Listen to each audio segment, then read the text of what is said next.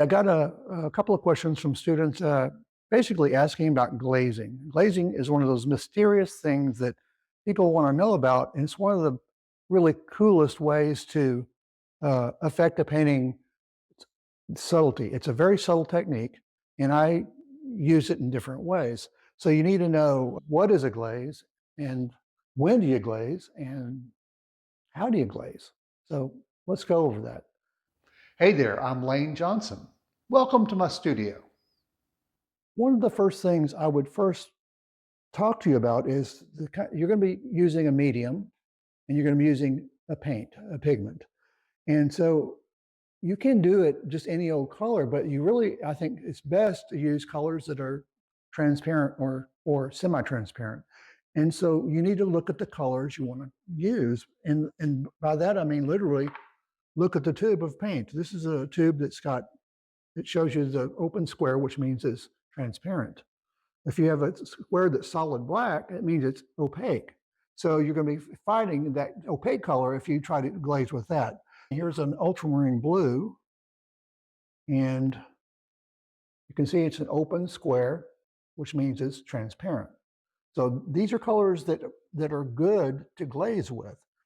A glaze is something that basically you're using pigment with medium and a ratio that's really higher in medium. And so when to do it, typically for me, I don't do it till the near end of a painting because if you do it too early, you're going to be kind of running into the fat over lean rule. So because you're using so much medium, uh, you want to make sure you do it later in the painting.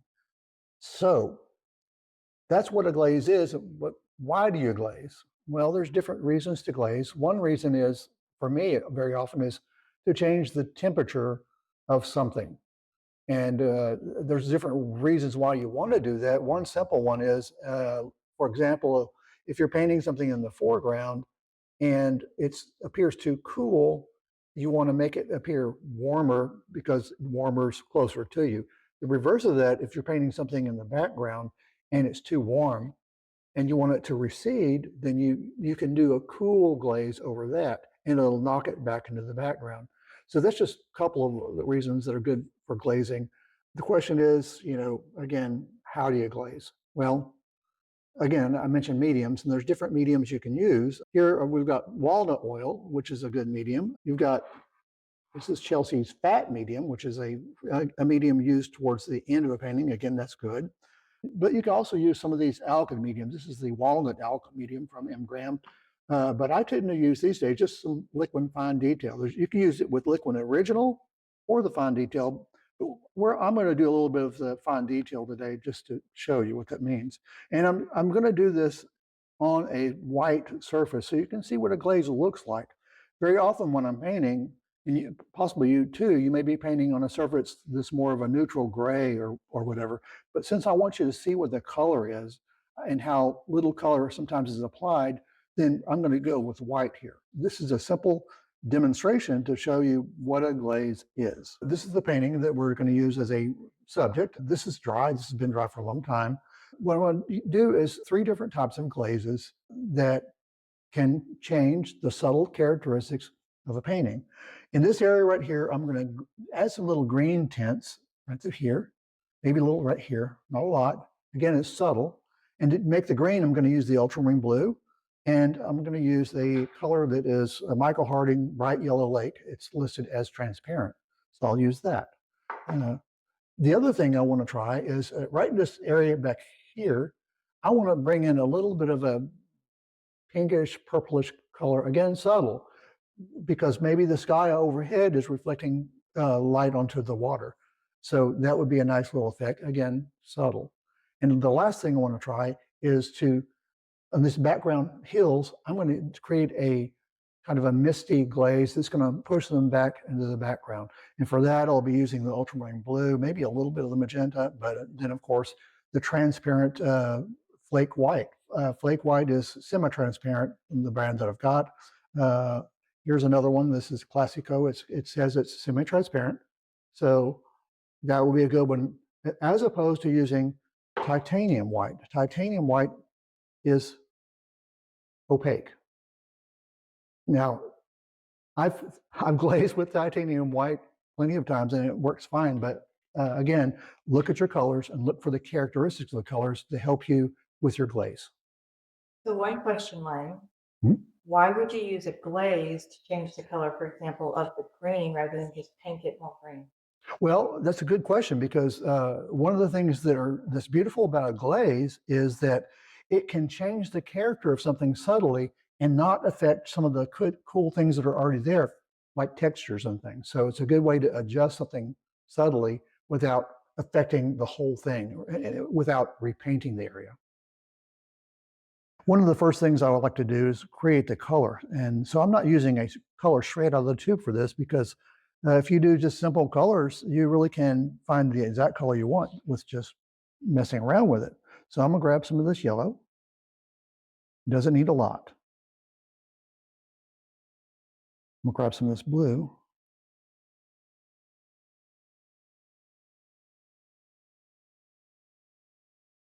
And I think more yellow. Yeah.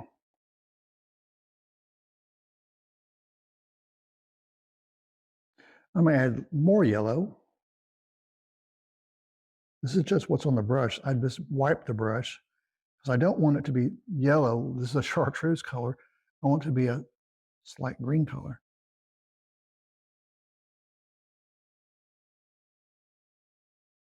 Now we have actually a range of green here. So now this is not a glaze, obviously. So to get a glaze, you need your medium. And what I mentioned before, I'm using liquid fine detail. Uh, you can use, as I mentioned, you can use walnut oil, linseed oil, all sorts of other mediums, but you have to remember what the characteristics of each medium is. Liquid will give you the qualities it has as most mediums do have, but it'll dry faster. So if you use, say, a walnut oil or a linseed oil, it's going to be a longer drying time. So if you have the time for that, no problem. But typically I want it to dry a little bit faster. So I'm going to use a liquid fine detail. I'm just put some of this out. And could you use like one original with this as well? Yes, you can use liquid original. The consistency is not really a huge deal. These days I use liquid fine detail because it just comes out of my little squeeze bottle so well. So it works great. So again, there's still paint on this brush. I'm not going to not even dip into the color yet and see what happens. In fact, I might want to rinse the brush because sometimes, like I said, uh, glazes are subtle. Still quite a bit of yellow on the brush.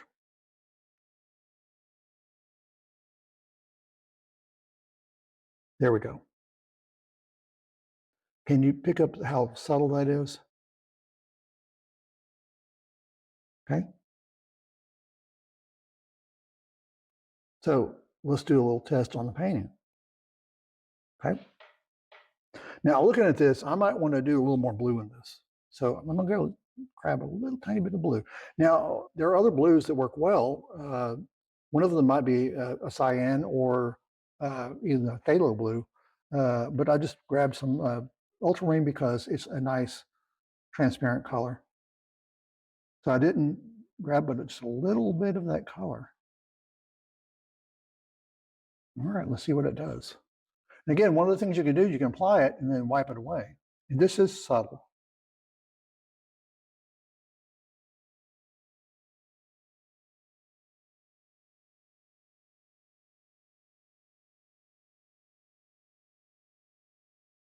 Back through here a little bit.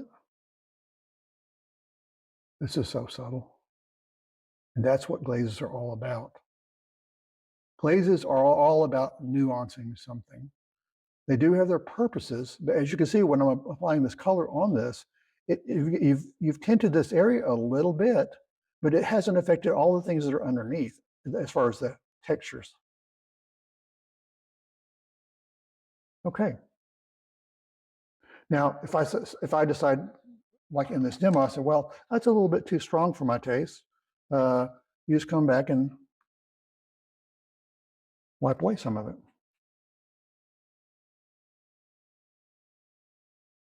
There you go. Even right here.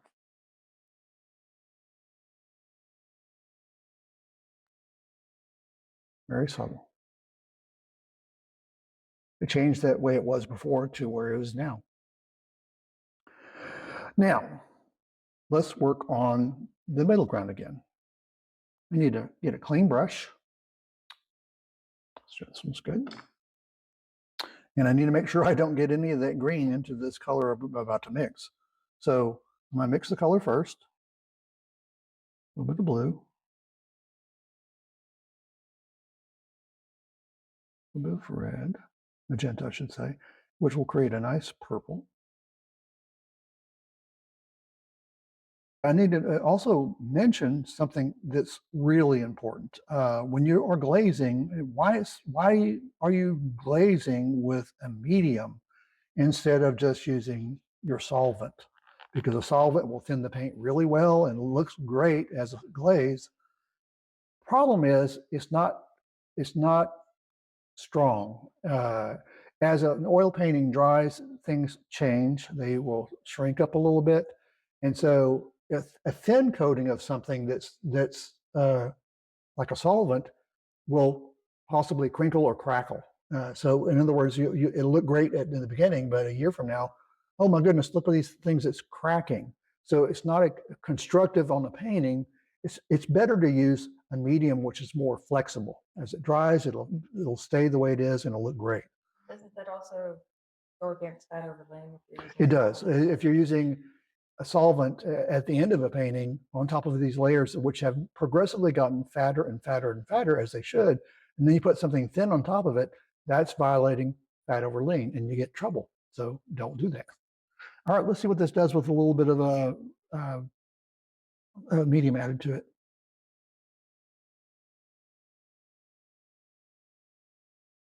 I'm going to wipe this away because I want to make sure that's more liquid. I don't want to get into that yellow. The yellowish color is the opposite of that purple on the color wheel, so it'll turn to mud. So again, make sure your colors are clean on glazes. So we'll grab a little bit of that again. Very subtle. Can you see this color right here? Very subtle. Let's see what it does on the painting. And pull across right here. It's very subtle. I'll grab a little more of the color. Again, you can apply color stronger and then wipe it away.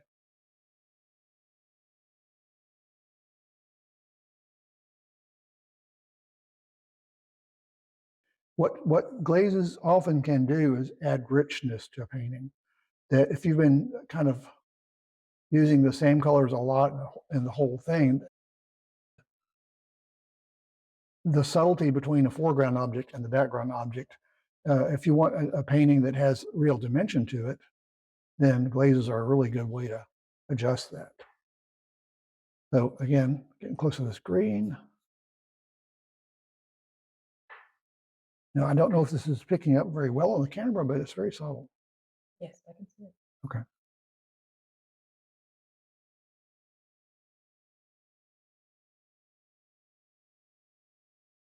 And because I'm using liquid, this will dry pretty darn fast. Grab a little more color right there, see what I'll do. Making our glaze a little bit richer. A little bit richer.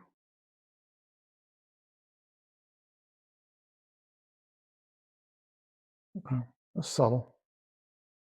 Now, these are things I'm just doing for a demo. I don't know that I would do this even if I were just trying to work more in this painting or not, but it gets the point across. Now, the last part of the glaze, I'm going to change brush again. So I have a clean brush.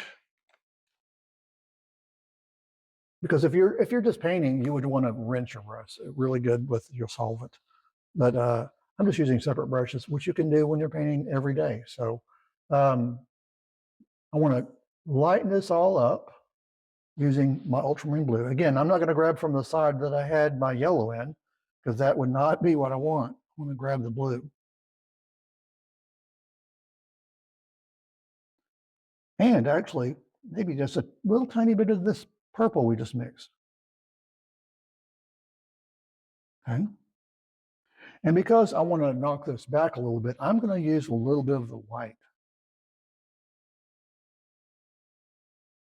So this is actually kind of a semi-transparent glaze at this point. When you start adding white into anything, you're tinting it, and it's going to change the character of the color and be more, in the case of this is semi-transparent, but if you're using titanium, it would certainly be more opaque.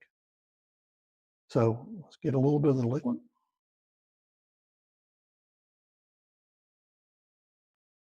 More liquid. And you can see the color. Okay.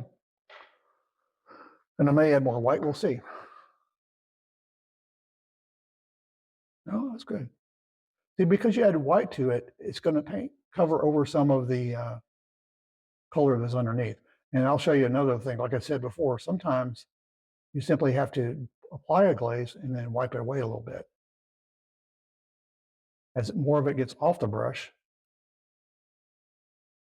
you know, if this were, again, if this were solvent, it would make this super, you know, fragile in the end result. The end result being a painting that you want to last for a period of time.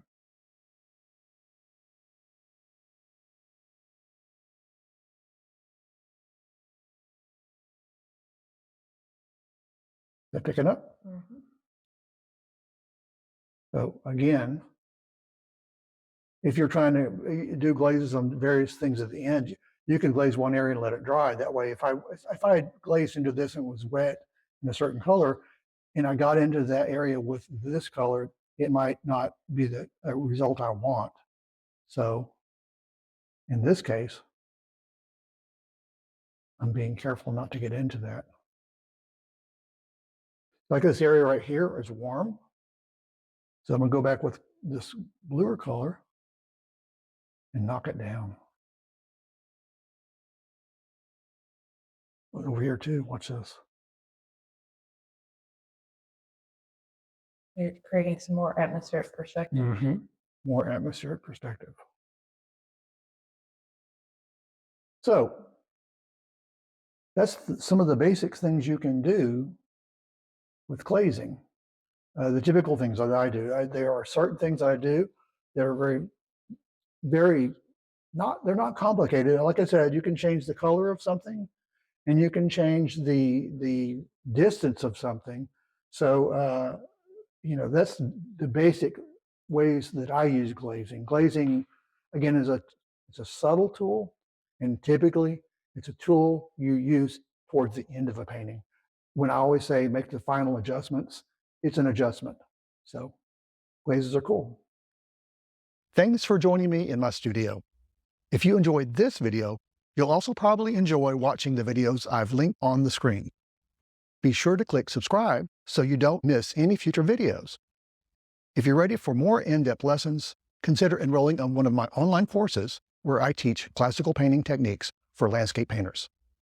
You can find all my classes at laynejohnson.com or click on the link in the description below.